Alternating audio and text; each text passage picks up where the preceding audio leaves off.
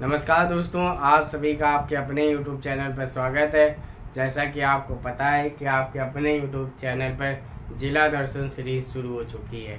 अगर आप चैनल पर नए हैं तो चैनल को सब्सक्राइब कर लीजिएगा और अपने दोस्तों के साथ ज़रूर शेयर कीजिएगा। जब चैनल को सब्सक्राइब कर लेंगे उसके बाद आप उसकी प्लेलिस्ट में जाएंगे, वहाँ पर जिला दर्शन के नाम से एक बना है प्लेलिस्ट। आप उन सारी क्लासों को ज़रूर देखिएगा जाके। आज हमारे देखिए एक नया मंडल है। हम लोग क्या करते हैं, सबसे पहले एक मंडल लेते हैं, मंडल के अंदर जो सम्मिलित जिले होते हैं उनके बारे में चर्चा करते हैं और फिर उसके बाद अगले मंडल में बढ़ते हैं। ठीक है, पिछला आपने देखा होगा हमारा बस्ती मंडल खत्म हुआ, उतना ज़्यादा इम्पोर्टेंट नहीं था, तो सारी चीज़ें एक ही क्लास में हो गई। आज देवी पाटन मंडल है। चलिए शुरुआत करते हैं। देवी पाटन मंडल, ठीक है ना, यह एक मंडल है। अब देखिए इस मंडल का नाम सबसे अलग है, ठीक है ना, इस मंडल का नाम सबसे अलग है। छोटी छोटी जानकारियां हैं, ये सब महत्वपूर्ण है, ध्यान रखिएगा। इस मंडल का मुख्यालय कहाँ पे है? गोंडा में है। जैसे मैंने पूछा था चित्रकूट, जब मैंने पढ़ाया था तब मैंने बताया था कि चित्रकूट मंडल का क्या है, मुख्यालय का नाम अलग है। तो उस हिसाब से सिर्फ दो मंडल का मुख्यालय का नाम अलग है, एक चित्रकूट का और एक देवी पाटन का।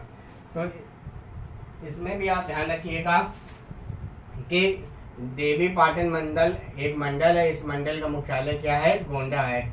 इस मंडल में 4 जिले शामिल हैं। कितने शामिल हैं? 4 जिले शामिल हैं, ठीक है। 4 जिले कौन कौन से? ध्यान रखना, गोंडा, बलरामपुर, श्रावस्ती और बहराइच। ये 4 के चारों आपको ध्यान होने चाहिए। देखिए जितने 18 मंडल हैं उसमें जो जिले शामिल वो आपको तो कम से कम पता ही होने चाहिए। कौन कौन से 4 जिले हैं? गोंडा, बलरामपुर, श्रावस्ती और बहराइच। सबसे पहले चलिए शुरुआत करते हैं गोंडा की। देवी पाटन मंडल में शामिल जिला है। इसका जिला मुख्यालय क्या है? गोंडा ही है। सीमावर्ती जिले ये इसलिए बताते हैं ताकि आपके उत्तर प्रदेश में जो गोंडा जिले हैं उसको लेकर आपकी अच्छी समझ विकसित हो जाए। तो यानी ये सीमावर्ती जिले यानी गोंडा जनपद में कितने आसपास जिले स्पर्श करते हैं? बहराइच, श्रावस्ती, बलरामपुर, सिद्धार्थनगर, बस्ती, अयोध्या और बाराबंकी। तो ये जिले गोंडा जिले के आसपास स्पर्श करते हैं। वन डिस्ट्रिक्ट वन प्रोडक्ट की बात करें तो यहाँ पे क्या है? दाल है। खाद्य प्रसंस्करण में यहाँ पर दाल प्रोसेसिंग की जाती है। ये स्कीम कब आई थी? तो ध्यान रखिएगा 24 जनवरी 2018 को आई थी। ये ओडीओपी जितने भी हैं, ओडीओपी एक आधे जिले छोड़ दो लेकिन सारे इम्पोर्टेंट हैं। वन डिस्ट्रिक्ट वन स्पोर्ट की बात करें, हॉकी है। ये स्कीम कब आई थी? तो ये स्कीम आई थी दिसंबर 2022 में। ये आप याद कर लीजिएगा। और यहाँ पे ध्यान रखिएगा, फैक्ट के बारे में चर्चा करते हैं तो ध्यान रखिएगा रेशम अनुसंधान एवं विकास केंद्र 3 है। तीनों जिलों में जहाँ जहाँ भी है डिस्कस कर चुके हैं। यहाँ पे क्या है तो ध्यान रखिएगा सुभागपुर, ये गोंडा में एक जगह पड़ती है सुभागपुर, वहां पर है।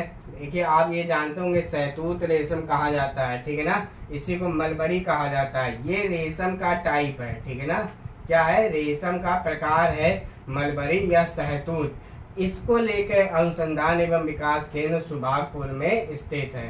3 प्रकार के हैं, तीनों अलग अलग आपको बता चुके हैं।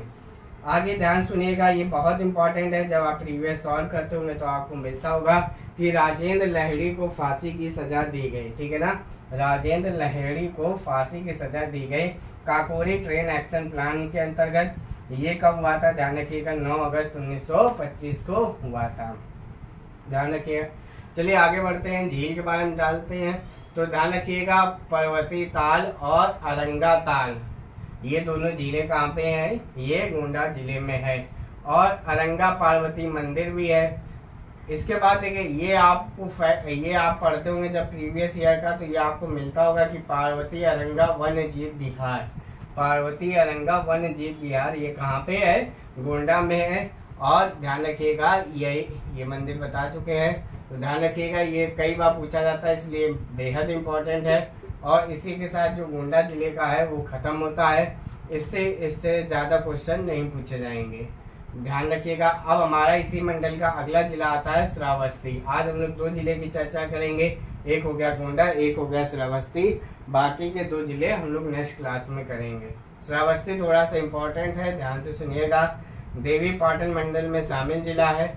जिला मुख्यालय इसका श्रावस्ती है। इससे एक देश की सीमा स्पर्श होती है, वो कौन है? नेपाल है। सीमावर्ती जिले की बात करें तो बहराइच, गोंडा, बलरामपुर है। ध्यान रखिएगा, वन डिस्ट्रिक्ट वन प्रोडक्ट की बात करें तो जनजातीय शिल्प है, बेहद इंपॉर्टेंट है। आप वही बता रहे हैं कि ओडीओपी को 1-2 जिले छोड़ दो, बाकी सारे इंपॉर्टेंट हैं। वन डिस्ट्रिक्ट वन स्पोर्ट के बारे में बात करें तो कबड्डी है, ये भी इम्पोर्टेंट है। जो इम्पोर्टेंट नहीं होता वो बता देते हैं। अब बात करते हैं श्रावस्ती के फैक्ट के बारे में। तो ध्यान रखिएगा, यहाँ पर गौतम बुद्ध ने सर्वाधिक उपदेश दिए थे, बहुत बार पूछा जाता है। सबसे कम विधानसभा सीटों वाला जिला है, 3 जिले हैं टोटल, उसमें से एक श्रावस्ती भी है। बाकी दोनों आपके जब जिले बताए थे उसमें बताते हुए चल रहे हैं। तो ध्यान रखिएगा, 2 फैक्ट हो गए।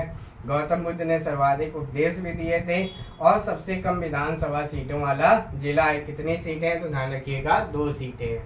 अब ये जो फैक्ट है ये पूछा जाता है, जैसे न्यूनतम साक्षरता वाला जिला कौन सा है? श्रावस्ती है। न्यूनतम महिला साक्षरता वाला जिला श्रावस्ती। न्यूनतम पुरुष साक्षरता वाला जिला कौन सा हो गया? श्रावस्ती। ये तीनों एक ही हैं फैक्ट, ध्यान रखिएगा कि अगर टोटल मिला के पूछा जाए साक्षरता कम वाला जिला तो श्रावस्ती, कम महिला साक्षरता वाला जिला तो श्रावस्ती, और कम पुरुष साक्षरता वाला जिला वो भी श्रावस्ती। अगला आते हैं न्यूनतम नगरीय जनसंख्या वाला जिला, यानी कि न्यूनतम नगरीय जनसंख्या वाला जिला कौन सा हो गया? श्रावस्ती हो गया। वहीं अगर प्रतिशत के मामले में भी पूछा जाए, कौन सा? न्यूनतम नगरीय जनसंख्या प्रतिशत वाला जिला, ये दोनों भी एक हो गए, तो ये कौन सा है? श्रावस्ती है। तो ये फैक्ट आप आराम से नोट कर लीजिएगा ताकि आपको कोई कंफ्यूजन ना हो। बाकी थारू जनजाति यहाँ पे निवास करती है। ध्यान रखिएगा, जो श्रावस्ती है बहराइच जिले से अलग होकर बना था। कब बना था? 1997 में बना था। अब देखिए स्थल की बात करें तो ये है महेत सहेत, ये बौद्ध धर्म से रिलेटेड है। ये जब आप प्रीवियस ईयर सॉल्व करते होंगे तो बहुत बार पूछा जाता है। महेत सहेत ये बौद्ध धर्म से है। और क्या है? चाइना, थाई, लंकाई, जापानी मंदिर भी कहाँ पे है? श्रावस्ती में। कौन सा? चाइना, थाई, लंकाई, जापानी मंदिर। यहाँ पर बौद्ध महोत्सव का भी आयोजन किया जाता है। और यहाँ पे जेतवन बिहार, ठीक है, जेतवन बिहार भी कहाँ पे है? श्रावस्ती में है। इसके अलावा मखली गोसाल की जन्म स्थली है। ये कौन थे? गोसाल अंकल जी। तो ध्यान रखना, ये बौद्ध धर्म और जैन धर्म के समकालीन थे, इतने पुराने हैं, इसलिए ये पूछा जा सकता है कि गोसाल की जन्म स्थली कौन सी है। ठीक है, तो आज हमारे 2 जिले हो पाए, गोंडा और श्रावस्ती। इसके अलावा जो 2 रह गए कौन कौन से? बलरामपुर, बहराइच, वो हमारे नेक्स्ट क्लास में आएगा। ठीक है, अगर आप एक चीज ध्यान रख लीजिए, अगर आप तैयारी कर रहे हैं निम्न एग्जामों की तो ये क्लास आपके लिए बेहद इंपॉर्टेंट होने वाली है। उसके लिए आपको चैनल को सब्सक्राइब कर लीजिए। इसके अलावा आपको कोई सुझाव देना है तो कमेंट माध्यम से दे सकते हैं। आप हमारे साथ व्हाट्सएप ग्रुप और टेलीग्राम ग्रुप में भी जुड़ सकते हैं। धन्यवाद।